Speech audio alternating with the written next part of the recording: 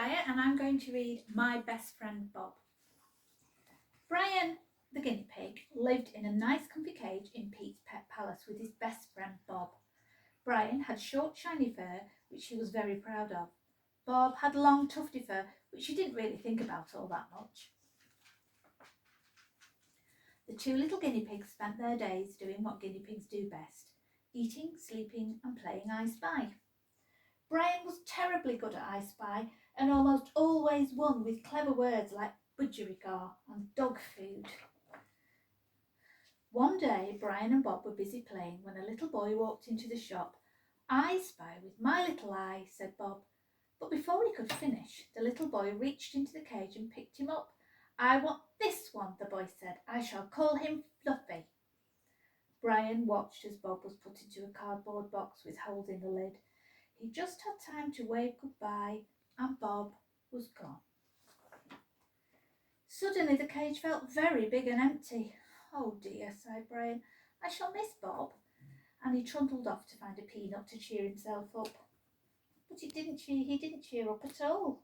In fact, every day Brian missed Bob more and more, and every day he felt more and more miserable.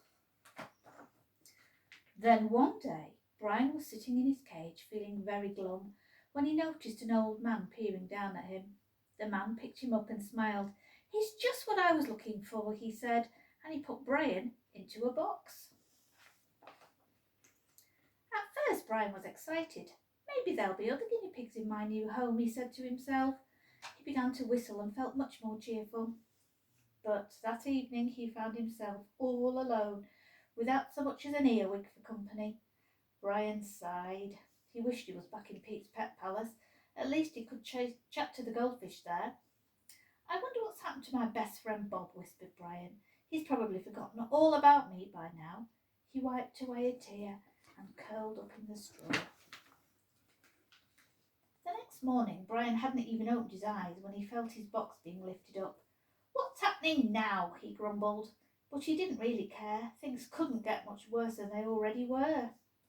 He drifted back to sleep, dreaming of Pete's pet palace and winning a peanut throwing contest with Bob. A little while later, Brian was woken by a buzz of excited voices outside his box. "Oh, bother," he said crossly. "Can't I at least have some peace and quiet?" Then suddenly the lid was lifted off and bright light streamed into the box. Brian looked up to see a little boy smiling down at him. He sleepily wondered if he'd seen the boy somewhere before. The boy picked Brian up and gave him the biggest hug he'd ever had. "Oh, thank you, Grandad," he said happily. "He's just what I wanted. I shall call him Snuffles." The little boy put Brian into his new hutch.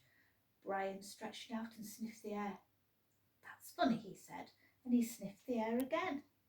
As Brian watched, a pile of hay in the corner started to move, and all of a sudden, "Brian! Bob!"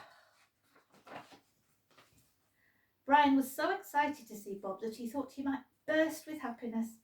That evening, sitting together in their hutch playing I Spy, the two little guinea pigs had almost forgotten they'd ever been apart.